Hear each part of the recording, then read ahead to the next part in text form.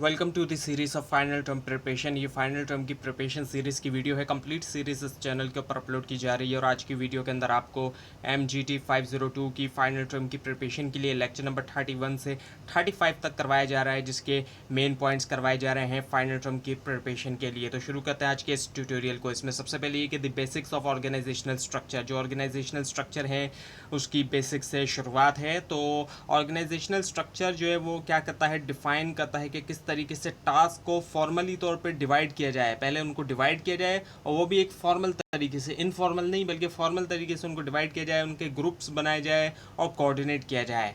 और organisational chart होता है जो कि विजुअल रिप्रेजेंटेशन होती है। अब विजुअली तौर पे दिखाया जाता है ऑर्गेनाइजेशनल चार्ट के ज़रिए, जो डिवीजन होता है, ग्रुपिंग होती है और जो कोऑर्डिनेशन होता है। Now the designing and organization structure, so manager को लाजमी तौर पर डिसाइड करना होता है कि कैसे डिवाइड किया जाए जो ओवरऑल टास्क होता है ऑर्गेनाइजेशन का सक्सेसिवली स्मॉलर जॉब्स के अंदर। Now the three types of relationship, तीन तरह के रिलेशनशिप होते हैं। एक तो डायरेक्ट सिंगल होता है जो कि एक मैनेजर और उसके सबऑर्डिनेट के दरमियान होता है इंडिविजुअली तौर पर, और डायरेक्ट ग्रुप होता है जो कि एक मैनेजर और उसके जो पॉसिबल हर जो पॉसिबल परम्यूटेशन होता है सबऑर्डिनेट का उसके दरमियान। इसके अलावा क्रॉस होता है जो कि सबऑर्डिनेट्स और दूसरे सबऑर्डिनेट्स के दरमियान होता है। Now the work specialization, specialization का कॉन्सेप्ट है आज के दौर में भी हो रहा है। तो early in the 20th century, यानी कि जो पिछली सदी की शुरुआत हुई थी, हेनरी फोर्ड ने यूज़ किया था इस कॉन्सेप्ट को असेंबली लाइन के अंदर, जहाँ पर हर जो फोर्ड का वर्कर था उसको असाइन किया गया एक स्पेसिफिक रेपिटेटिव टास्क। और ये फोर्ड की वही कंपनी है जो कि गाड़ियों की कंपनी है। सो यहाँ पर जो है क्या हुआ था कि हर वर्कर को जो असेंबली लाइन के ऊपर असाइन किया गया एक स्पेसिफिक टास्क, एक ख़ास टास्क करना है और रेपिटेटिव करना है, यानी कि बार बार होने वाला वो टास्क था। फॉर्मलाइजेशन की हम बात करते हैं तो इससे मराद ये कि किस हद तक जॉब्स जो है ऑर्गेनाइजेशन के अंदर वो स्टैंडर्डाइज होती हैं और किस हद तक एम्प्लॉय बिहेवियर जो है उसको गाइड मिलती है रूल्स से और प्रोसीजर्स से भी। चेन ऑफ कमांड की हम बात करते हैं तो ये कंटिन्यूस लाइन ऑफ अथॉरिटी होती है जो कि एक्सटेंड होती है अपर लेवल से लेकर लोअर लेवल तक, को क्लैरिफाई ये करती है कि कौन किसको रिपोर्ट करेगा। स्पैन ऑफ कंट्रोल की बात करते हैं तो कितने एम्प्लॉयज़ एक मैनेजर एफिशिएंटली और इफेक्टिवली मैनेज कर सकता है। और जो क्वेश्चन है स्पैन ऑफ कंट्रोल का इंपॉर्टेंट है टू अ लार्ज डिग्री, क्योंकि ये डिटरमाइन करता है जो नंबर ऑफ लेवल्स और मैनेजर्स ऑर्गेनाइजेशन की होती हैं कि कितने लेवल्स होंगे। स्पैन ऑफ कंट्रोल से हमें पता चलता है कि ऑर्गेनाइजेशन में ज़्यादा लेवल होंगी या फिर कम लेवल्स होंगी। सो कॉमन ऑर्गेनाइजेशनल डिज़ाइन की बात करते हैं तो सिंपल स्ट्रक्चर होता है, ऐसा स्ट्रक्चर जहाँ पे लो डिग्री होती है डिपार्टमेंटलाइजेशन की। स्पैन ऑफ कंट्रोल वाइड होता है, अथॉरिटी यहाँ पर सेंट्रलाइज होती है, सिंगल पर्सन के हाथ में होती है और बहुत कम ही फॉर्मलाइजेशन होती है। ब्यूरोक्रेसी की हम बात करते हैं। एक ऐसा स्ट्रक्चर होता है जहाँ पे हाईली रूटीन का ऑपरेटिंग टास्क होता है जिसको अचीव किया जाता है स्पेशलाइजेशन के ज़रिए, और बहुत ज़्यादा फॉर्मलाइज रूल्स और रेगुलेशन होते हैं। टास्क को ग्रुप किया जाता है फंक्शनल डिपार्टमेंट में, जैसे कि फंक्शनल डिपार्टमेंट की हम एग्जांपल है तो इस तरह से डिपार्टमेंट होते हैं जैसे कि मार्केटिंग, फाइनेंस वगैरह, ये फंक्शनल डिपार्टमेंट्स कहलाए जाते हैं। और इसके अलावा सेंट्रलाइज अथॉरिटी होती है, स्पैन ऑफ कंट्रोल नैरो होता है, डिसीजन मेकिंग जो कि फॉलो करती है chain of command. Matrix structure की बात करें तो एक ऐसा स्ट्रक्चर जो कि क्रिएट करता है डुअल लाइन ऑफ अथॉरिटी, यानी कि दो लाइन ऑफ अथॉरिटी होती हैं, एक नहीं होती, और ये कंबाइन करता है फंक्शनल और प्रोडक्ट डिपार्टमेंटलाइजेशन को। फंक्शनल डिपार्टमेंटलाइजेशन जैसे कि आपको बताया गया था, जैसे कि मार्केटिंग, फाइनेंस वगैरह, इस तरह के जो डिपार्टमेंट हमारे यहाँ कॉमन होते हैं ये फंक्शनल डिपार्टमेंट कहलाए जाते हैं। और प्रोडक्ट डिपार्टमेंटलाइजेशन प्रोडक्ट के हिसाब से बनाया जाता है, जैसे कि CNC डिपार्टमेंट, इस तरह करके।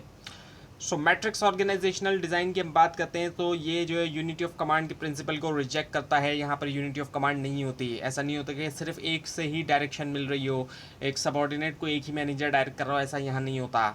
और यूज़ किया जाता है मल्टीपल अथॉरिटी स्ट्रक्चर, ताकि बहुत से लोग रिपोर्ट करें दो मैनेजर्स को, और लोग जो डिफरेंट फंक्शनल एरियाज से वर्क करते हैं बहुत से प्रोजेक्ट्स के ऊपर।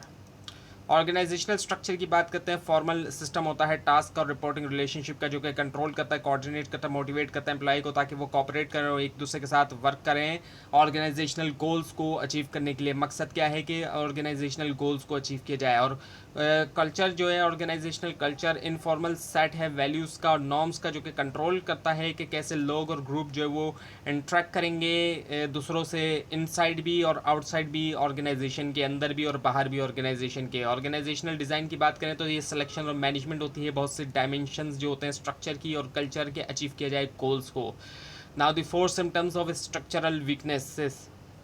4 जो सिम्टम है स्ट्रक्चरल वीकनेस के हवाले से वो क्या हैं कि डिले होना डिसीजन मेकिंग के अंदर। जब स्ट्रक्चरल वीकनेस होगी डिसीजन मेकिंग में डिले होगा और डिसीजन मेकिंग की क्वालिटी भी ख़राब होगी। और लैक ऑफ इनोवेटिव रिस्पांस, जब चेंजिंग इन्वायरमेंट होगा तो जो रिस्पांस होगा वो भी लैक करेगा, इनोवेटिव उसमें कमी होगी इनोवेटिव की। और लेवल जो है वो बहुत कॉन्फ्लिक्ट जो है वो बहुत ज़्यादा ऊंचे लेवल का होगा। एनवायरमेंटल फैक्टर्स की बात करते हैं तो करेक्टली आइडेंटिफाई करने के लिए अपॉर्चुनिटीज़ और मॉनिटर को थ्रेट्स को मॉनिटर करना, कंपनी को लाजमी तौर पे शुरू करना होता है एक थोरो अंडरस्टैंडिंग करते हुए एनवायरनमेंट की जहाँ पर फर्म जो है वो ऑपरेट करती है। सो मैनेजमेंट एनवायरनमेंट के अंदर तमाम फैक्टर्स एंड एक्टर्स और फोर्सेस होते हैं आउटसाइड मैनेजमेंट जो कि अफेक्ट करते हैं मैनेजमेंट की एबिलिटी के डेवलप करें और मेंटेन करें सक्सेसफुल रिलेशनशिप उसके तमाम फैक्टर्स के साथ। So technology in the work place, अब हम टेक्नोलॉजी की बात करते हैं जहाँ पर काम होता है तो आज के दौर में वाइडली तौर पे यूज़ किया जाता है डिस्क्राइब करने के लिए मशीनरी और इक्विपमेंट जिनको यूज़ करते हुए जो कि यूज़ करते हैं सोफिस्टिकेटेड इलेक्ट्रॉनिक और कंप्यूटर्स ताकि प्रोड्यूस करें आउटपुट को। सो प्रोसेस री इंजीनियरिंग को डिस्क्राइब किया जाता है कुछ इस तरीके से जैसे कि considering how things would be done, किस तरीके से चीज़ों की किया जाएगा। If you could start all over from the scratch, अगर आप बिल्कुल ही शुरू से ज़ीरो से शुरुआत करते हैं तो। Now the down sizing and the right sizing की बात करते हैं तो डाउन साइजिंग के अंदर हमारे पास क्या है,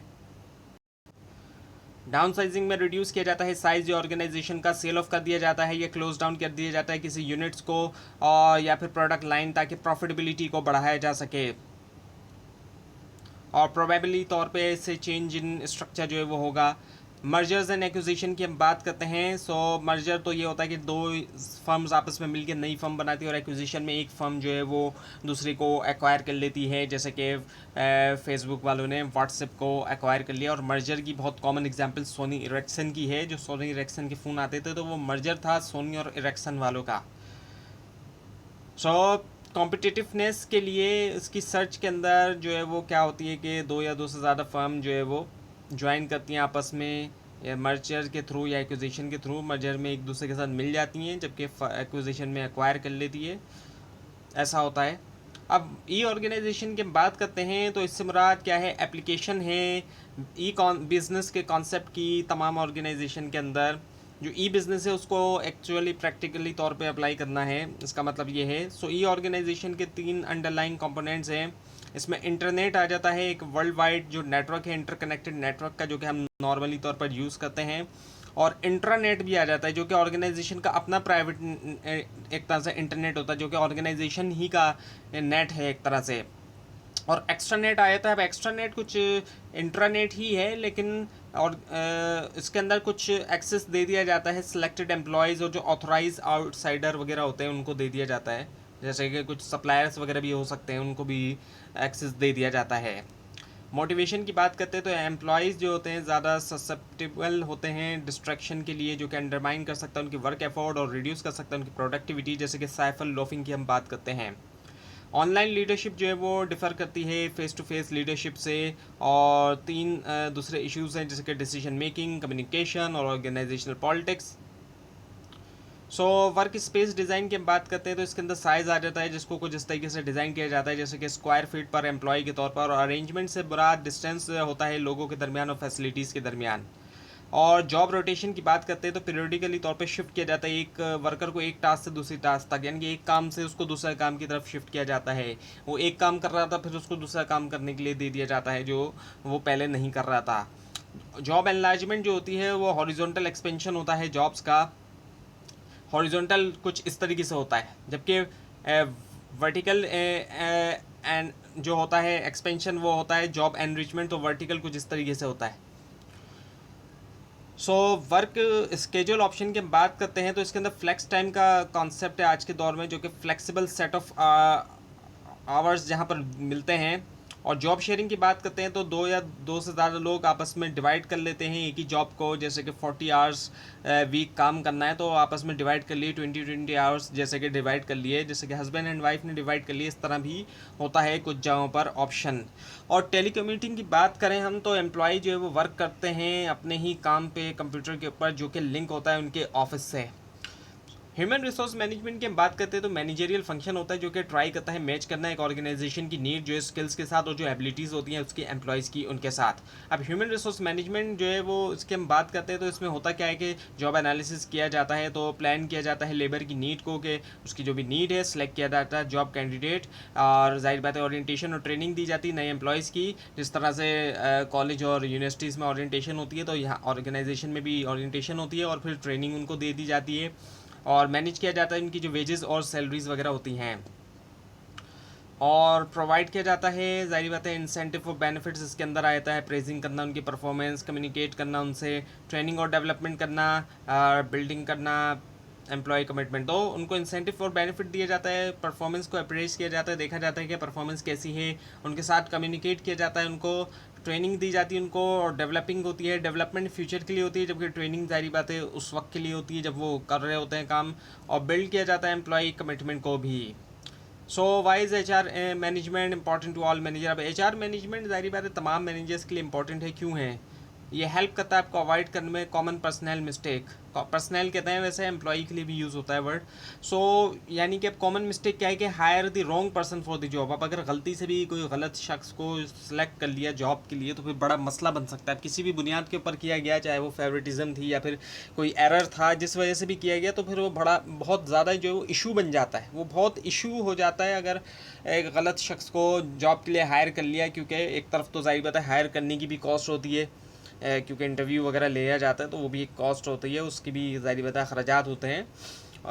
और फिर जब हायर कर लिया तो उसके बाद तो और ज़्यादा मसले मसाइल खड़े हो जाते हैं, क्योंकि अगर गलत शख्स को रख लिया जॉब पे तो फिर काफ़ी मसले मसाइल बन जाते हैं। और एक्सपीरियंसिंग हाई टर्न ओवर, ज़ाहिर बात है फिर टर्न ओवर भी ज़ाहिर बात है ज़्यादा हो सकता है। लोग जो है जॉब छोड़ के जाएंगे ज़्यादा तो उससे भी बहुत नुकसान होता है।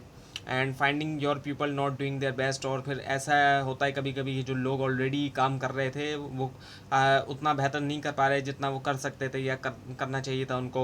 और wasting time with useless interview. तो इन तमाम चीज़ों में जितने भी मसले मसाइल होते हैं ये एच आर मैनेजमेंट ही मदद करता है कि मतलब उसी से मदद मिलती है कि इनको कैसे मुकाबला किया जाए या हैंडल किया जाए। एच आर एम एक्टिविटीज़ में 4 चीज़ें बड़ी अहम हैं। गेटिंग पीपल, लोगों को रखना, प्रिपेयर करना, उनको ट्रेनिंग वगैरह देना, उनकी स्टिमुलेट उनको करना और उनको रोके रखना ऑर्गेनाइजेशन के अंदर। जॉब एनालिसिस की बात करते हैं तो सिस्टमेटिक प्रोसेस होता है कलेक्ट करने का और जजमेंट देने का, जितने भी इंपॉर्टेंट इंफॉर्मेशन होती है जॉब से रिलेटेड। सक्सेसफुल एचआरएम की हम बात करते हैं यानी कि ह्यूमन रिसोर्स मैनेजमेंट की। सो इसके अंदर ऑर्गेनाइजेशन की हम बात करते हैं तो हाई लेवल होना प्रोडक्टिविटी की। सक्सेसफुल एचआरएम होगी तो ऑर्गेनाइजेशन के अंदर हाई लेवल ऑफ प्रोडक्टिविटी होगी, हाई एनुअल सेल होगी पर एम्प्लॉई, हाई मार्केट वैल्यू होगी। और एम्प्लॉई हम बात करते हैं तो मोर ज़्यादा एम्प्लॉयमेंट सिक्योरिटी होगी, एम्प्लॉई को सिक्योर फील होगा कि मतलब उनकी जॉब जो है वो सेफ है, ज़्यादा जॉब की अपॉर्चुनिटी होगी, वेजेस हाई होंगी। सोसाइटी की बात करेंगे तो जाहिर बात है लिविंग स्टैंडर्ड इंप्रूव होगा और एथिकल गाइडलाइंस जो है वो मजबूत होंगी। स्ट्रेस जो होते हैं जॉब एनालिसिस के अंदर वो स्टेप जो है वो क्या है जॉब एनालिसिस में। पहला ये कि आइडेंटिफाई करना कि कैसे इन्फॉर्मेशन जो है वो यूज़ की जाएगी, क्योंकि जो कि डिटरमाइन करेगी कि क्या डेटा जो है वो कलेक्ट होगा और कैसे उसको कलेक्ट होना चाहिए। रिव्यू करना रिलेवेंट बैकग्राउंड इन्फॉर्मेशन जैसे कि ऑर्गेनाइजेशन चार्ट, प्रोसेस चार्ट और जॉब डिस्क्रिप्शन। सेलेक्ट करना रिप्रेजेंटेटिव पोजीशन के एनालाइज किया जाए, क्योंकि बहुत सी सिमिलर जॉब होती हैं एनालाइज करने के लिए, और ज़रूरी नहीं होता कि तमाम को ही एनालाइज कर लिया जाए, क्योंकि सिमिलैरिटी होने की वजह से ये भी एक वजह है। एनालाइज किया जाए जॉब को कलेक्ट करते हुए डेटा जो है जॉब एक्टिविटीज़ के ऊपर रिक्वायर्ड करता है ह्यूमन बिहेवियर, वर्किंग कंडीशन और ह्यूमन ट्रेड्स एंड एबिलिटीज़ जो कि ज़रूरी होती है परफॉर्म करने के लिए जॉब। इसके अलावा कि रिव्यू करना और वेरीफाई करना job analysis information job incumbent के साथ के कंफर्म किया जाए जो एक्चुअली फैक्चुअली करेक्ट और कंप्लीटेड, और डेवलप किया जाए जॉब डिस्क्रिप्शन और स्पेसिफिकेशन जॉब एनालिसिस इन्फॉर्मेशन से। Now the job analysis method. So job analysis जो है ट्रेडिशनली तौर पे होता है नंबर ऑफ़ डिफरेंट वेज़ में, और फर्म्स जो वो डिफ़र करती हैं उनकी नीड्स में ज़ाहिर बात है, और जो रिसोर्सेज उनके पास होते हैं जॉब एनालिसिस के लिए। सो जो मेथड है जॉब एनालिसिस इन्फॉर्मेशन कलेक्ट करने के लिए वो ये है कि एचआर स्पेशलिस्ट जो होता है एक वर्कर और सुपरवाइजर यूजुअली तौर पे वर्क करते हैं मिलके जॉब एनालिसिस करने के अंदर। तो इंटरव्यू किया जाता है, क्वेश्चनियर होता है, सवालनामा जिस होता है, और ऑब्जर्वेशन होती है, दूसरों को ऑब्जर्व किया जाता है। पार्टिसिपेंट्स जो होते हैं उनके पास डायरी या लॉग्स होते हैं। क्वांटिटेटिव जॉब एनालिसिस टेक्निक होती है, जब क्वांटिटी की बात की जाती है तो नंबर्स आ जाते हैं, और यूज़ किया जाता है मल्टीपल सोर्सेज ऑफ इन्फॉर्मेशन, इनकी कई सारी सोर्सेज को यूज़ किया जाता है इन्फॉर्मेशन की। जॉब डिस्क्रिप्शन की अगर हम बात करें तो एक ऐसा डॉक्यूमेंट होता है जो कि प्रोवाइड करता है इन्फॉर्मेशन टास्क के हवाले से, ड्यूटीज़ के हवाले से और जो रिस्पॉन्सिबिलिटीज़ होती हैं उनके हवाले से भी। जॉब स्पेसिफिकेशन की बात करते हैं तो मिनिमम एक्सेप्टेबल जो क्वालिफिकेशन जो कि एक पर्सन के पास होनी चाहिए कि वो जॉब को परफॉर्म कर सके, वो इसमें शामिल होती है। यानी कि ये रिक्वायरमेंट बताता है कि मिनिमम इतनी रिक्वायरमेंट तो होनी ही चाहिए इस जॉब के लिए। और जॉब इवैल्यूएशन की हम बात करते हैं तो जॉब इवैल्यूएशन प्रोसेस जो है वो वर्थ, यानी कि जो वर्थ है जॉब की उसको आइडेंटिफाई किया जाता है बेस्ड अपॉन जॉब की कंपेरेबिलिटी और एंड अकॉर्डिंग टू वर्थ। और जो वर्थ होती है और जो इम्पोर्टेंस होती है, रिलेटिव वैल्यू कंपनसेशन जो डिज़ाइन होता है सेलेक्ट होता है। तो जॉब की वर्थ को देखा जाता है, हर जॉब की ज़ाहिर बात है वर्थ है और मुख्तलिफ है दूसरी जॉब्स के मुकाबले में। करियर की बात की जाए तो इसको डिफ़ाइन किया जा सकता है जनरल कोर्स ऑफ एक्शन जो कि एक पर्सन चूज़ करता है ताकि वो परस्यू करे उसकी अपनी लाइफ के अंदर। और करियर प्लानिंग एक ऑनगोइंग प्रोसेस है जिसके ज़रिए इंडिविजुअल सेट्स करते हैं करियर गोल्स और आइडेंटिफाई भी करते हैं ऐसे मीन्स जिसके ज़रिए वो उनको अचीव भी कर सकें। करियर पैथ की बात करें तो हिस्टोरिकली तौर पर फोकस रहा है अपवर्ड मोबिलिटी के ऊपर की तरफ, यानी कि एक पर्टिकुलर ऑक्यूपेशन में। और जो वन ऑफ द 4 टाइप्स जो है करियर पाथ की उसमें में भी यूज़ उसके अंदर ट्रेडिशनल, नेटवर्क, लैटरल और ड्यूअल आ जाते हैं। और करियर डेवलपमेंट की बात करें, एक फॉर्मल अप्रोच जो कि ऑर्गेनाइजेशन लेती है ताकि हेल्प करें लोगों को एक्वायर करने में, उन स्किल्स भी हासिल करें, साथ में एक्सपीरियंस भी, और जो उनको ज़रूरत है परफॉर्म करने के लिए करंट और फ्यूचर जॉब्स भी, ये दोनों ही की दोनों जॉब्स। सो करियर प्लानिंग और डेवलपमेंट मेथड की हम बात करते हैं तो बहुत से मेथड्स हैं करियर प्लानिंग और डेवलपमेंट के लिए। और कुछ करंटली यूटिलाइज मेथड जो है जिनमें से ज़्यादातर जो यूज़ होते हैं बहुत से कॉम्बिनेशन में वो डिस्कस हैं। सो डिस्कशन किया जाता है नॉलेजेबल इंडिविजुअल्स के साथ। इसके अलावा कंपनी मटेरियल और परफॉर्मेंस अप्रेजल सिस्टम होना, वर्कशॉप्स होना, पर्सनल डेवलपमेंट प्लान का होना, सॉफ्टवेयर पैकेजेस और करियर प्लानिंग वेबसाइट्स का होना। अब चैलेंजेस आते हैं करियर डेवलपमेंट के अंदर। ज़्यादातर बिजनेस आज के दौर में एग्री करते हैं इस बात के ऊपर कि ऑर्गेनाइजेशन को इन्वेस्ट तो करना चाहिए करियर डेवलपमेंट के अंदर, लेकिन ये जाहिर बात है इतना क्लियर नहीं है जितना हमें लगता है कि ये इतना क्लियर नहीं है। इससे पहले कि करियर डेवलपमेंट प्रोग्राम जो है वो हो, मैनेजमेंट को ज़रूरत होती है 3 मेजर चैलेंजेस को कंसिडर करने की, देखने की। पहली चीज़ तो ये कि हु विल बी रिस्पॉन्सिबल कौन होगा। दूसरा ये कि कितना एम्फेसाइज जो है वो ज़ाहिर बातें ज़रूरी है या सही है। And how will the needs of a diverse workforce be meet, किस तरीके से डाइवर्स वर्कफोर्स की नीड को पूरा किया जाए। मेजर चैलेंजेस जो होते हैं इफेक्टिव करियर डेवलपमेंट के, उसकी हम बात करते हैं तो करियर डिसीजन मेकिंग जो है वो लाजमी होता है डिज़ाइन करने में और इम्प्लीमेंट करने में इफेक्टिव डेवलपमेंट प्रोग्राम। और जो 3 फेसेस हैं डेवलपमेंट के, वो अक्सर उनको ब्लेंड किया जाता है एक दूसरे के साथ रियल लाइफ के अंदर। जो 3 फेसेस हैं उनमें शामिल है असेसमेंट फेज़, डायरेक्शन फेज़ और डेवलपमेंट फेज़ आ जाते हैं इसके अंदर। सेल्फ डेवलपमेंट की बात करते हैं तो जब एक एम्प्लॉय रूटीनली तौर पे ऑफर नहीं करता है डेवलपमेंट प्रोग्राम, एम्प्लॉयर जो है यानी कि जो बॉस है वो अगर ऑफ़र नहीं करता, और हमारे यहाँ कई सारे ऑर्गेनाइजेशन में ऐसा देखा जाता है, तो फिर उसका हल भी है कि एम्प्लॉयज़ के लिए जो ज़ाहिर बात है वर्कर्स हैं उनको क्या करना चाहिए, अपने डेवलपमेंट प्लान खुद डेवलप करें। अपने प्लान को जो है डेवलपमेंट प्लान को वो खुद उस पर वर्कआउट करें, उस पर वो खुद वर्क करें। अगर आप भी किसी ऑर्गेनाइजेशन में हैं या जाएं और वहाँ ऐसा होता है तो आप खुद जो है वो अपना डेवलपमेंट प्लान जो है उसको प्रिपेयर करें, उस पर वर्कआउट करें। प्लानिंग करें अपने करियर के लिए, और उसमें शामिल है कंसिडर करना कि कैसे आप जो है वो डेमोन्स्ट्रेट कर सकते हैं कुछ ऐसी चीज़ जो कि आपको डिफरेंस बनाए, डिफ्रेंशिएट करे ऑर्गेनाइजेशन में, कुछ अलग, मतलब ये दिखाए कि आप दूसरों से अलग हैं, कुछ ऐसा आपके पास हो। तो इस चीज़ को सामने रखते हुए जो है वो आप करें। डेवलपमेंट सजेशन की हम बात करते हैं तो फोकस होता है पर्सनल ग्रोथ के ऊपर और डायरेक्शन के ऊपर। और ये जो सजेशन होती है इसमें शामिल होता है स्टेटमेंट, जैसे कि create your own personal mission statement, अपना खुद का पर्सनल मिशन स्टेटमेंट को क्रिएट करना। और इसके अलावा एडवांसमेंट सजेशन जो कि फोकस करता है स्टेप के ऊपर कि एम्प्लॉय जो है वो ले सकते हैं कि इम्प्रूव करें उनके जो चांसेस होते हैं एडवांसमेंट के लिए, आगे बढ़ने के लिए, तरक्की के लिए। सो करियर इम्पैक्टेड लाइफ स्टेज की हम बात करते हैं तो हर पर्सन का जो करियर है वो गुजरता है स्टेजेस से, जो कि इन्फ्लुएंस करता है इंडिविजुअल की नॉलेज को। इसके अलावा जो प्रेफरेंस होता है बहुत से ऑक्यूपेशन के लिए, और लोग जो है वो चेंज करते हैं कॉन्स्टेंटली, और व्यू देते हैं उनके करियर को डिफरेंटली जो है वेरियस स्टेजेस के ऊपर उनकी लाइफ के। सो जो 3 मेन स्टेजेस हैं करियर साइकिल की, उसके अंदर ग्रोथ है, एक्सप्लोरेशन है, इस्टेब्लिशमेंट हो गया, इसके अलावा मेंटेनेंस एंड डिक्लाइन आ जाता है। ग्रोथ स्टेज की हम बात करते हैं तो इस ये जो है रफली तौर पर बर्थ से लेकर 14 ईयर्स की एज तक होता है। एक्सप्लोरेशन स्टेज होता है 15 से लेकर 24 की एज तक। इस्टेब्लिशमेंट स्टेज होता है 25 से 44 तक। और मेंटेनेंस होता है 45 से 65 तक। और आखिर में डिक्लाइन स्टेज आता है, जो कि ज़ाहिर बात है एक रियलिटी होती है ऐसी सिचुएशन के अंदर कि डिक्लाइन है, और यहाँ पे ज़ाहिर बात है adjustment there is frequently a period, ये जो है फ्रीक्वेंटली तौर पे एक पीरियड ऑफ एडजस्टमेंट भी है। और ज़ाहिर बात है लोग एक्सेप्ट करते हैं इस बात को कि उनकी जो लेवल ऑफ पावर है उसके अंदर कमी आ रही है, और जो रिस्पॉन्सिबिलिटी है। तो ये थी आज की वीडियो। आपको इस बारे में कोई क्वेश्चन है, खासतौर पर इसमें कोई मिस्टेक दिखाई दे, ज़रूर हाईलाइट कीजिए। और इस पूरी सीरीज़ को देखने के लिए और फाइनल टर्म एग्जाम्स की प्रिपरेशन के लिए इस चैनल को सब्सक्राइब कीजिए, बेल आइकन के ऊपर क्लिक कीजिए। Thanks for watching this video and best of luck for your exams.